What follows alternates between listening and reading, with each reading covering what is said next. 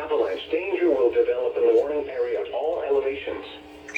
West slopes of the southern Washington Cascades.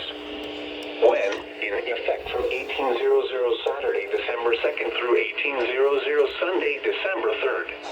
Excuse me? Rapidly warming temperatures and a transition from snow to rain will lead to very dangerous avalanche conditions Saturday night and Sunday. High avalanche danger exists at all elevations. Precautionary or preparedness actions. Very dangerous avalanche conditions will develop over the next 24 hours. Travel in avalanche terrain is not recommended. Avoid any area where avalanches can start, run, or stop. Consult https://www.nwac.us/ Nah, the 120 died, so it couldn't like... www.avalanche.org for more detailed information. Similar avalanche danger may exist at locations outside the coverage area of this or any avalanche center. I was gonna pick you up, brother, and take you into that.